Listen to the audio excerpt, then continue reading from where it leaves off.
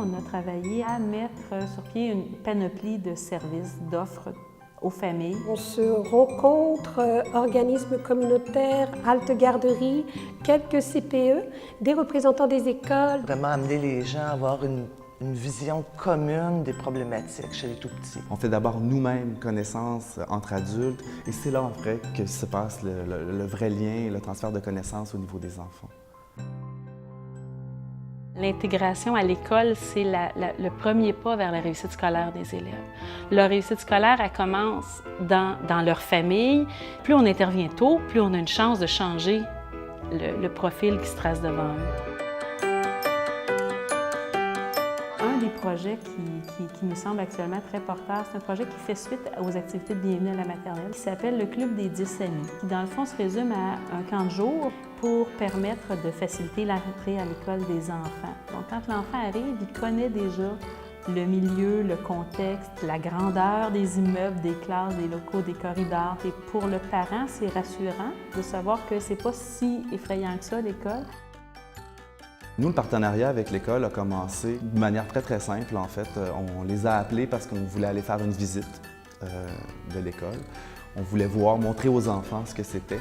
Et ça a été le point de départ de notre relation. Surtout, ce que ça permet symboliquement, c'est une continuité entre le CPE et l'école. Là, il y a un transfert de confiance qui se fait entre le CPE et l'école. Ce n'est pas deux réalités qui s'ignorent, c'est une continuité dans le développement de l'enfant.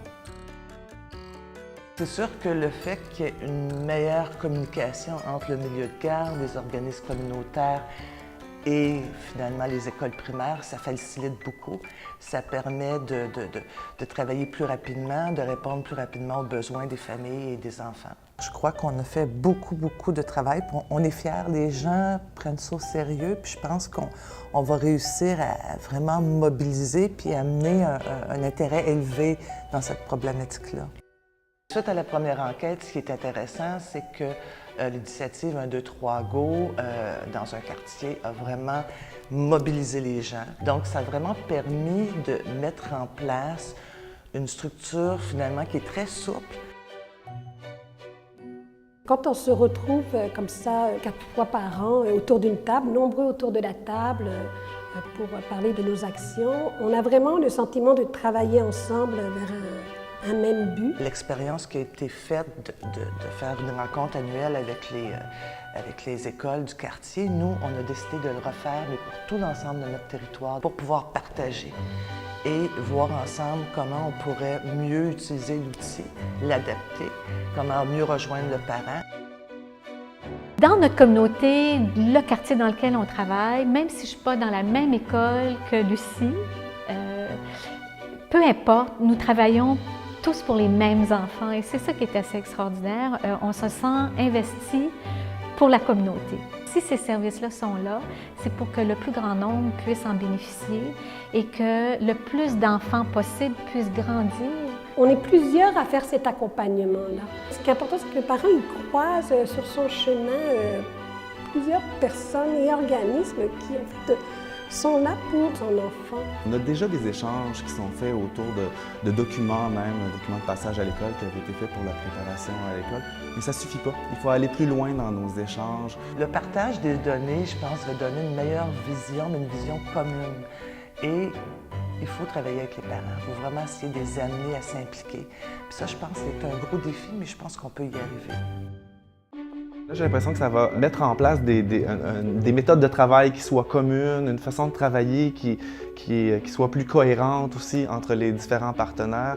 Bien, nous, nos souhaits, en fait, pour l'avenir, ce qu'on aimerait vraiment beaucoup, c'est arriver vraiment à une culture commune, à un arrimage même au niveau de la pédagogie pour les enfants entre nos deux réalités qui sont différentes, mais qui sont donc complémentaires. C'est sûr qu'on a hâte de voir les nouvelles données et de les avoir en main pour être capable d'en tenir compte dans nos prochaines démarches. Il y a certains projets dont on sait déjà qu'ils sont porteurs et pour lesquels la demande va continuer à être là et le besoin va continuer à être là. On espère seulement être capable de les bonifier pour le rendre accessible à la limite à un plus grand nombre d'enfants peut-être. On va avoir les données de 2013. Ces données-là vont nous permettre de mieux voir où est-ce qu'on peut développer des stratégies, comment mieux rejoindre nos familles. tranquillement, on développe une synergie. Puis je pense qu'à un moment donné, à force d'avoir des contacts CPE, milieu scolaire, organismes communautaires, C3S, on travaille mieux ensemble parce qu'on se connaît mieux et qu'on a le même langage. C'est absolument passionnant que d'accompagner des parents de jeunes enfants. On sent qu'on fait une différence. On a déjà amorcé pas mal de choses et en fait, l'aboutissement serait peut-être d'avoir vraiment une pédagogie qui soit en continuité entre les CPE et l'école. Ce serait magnifique. Et je pense que c'est ça la force d'un quartier qui se met autour de ses enfants.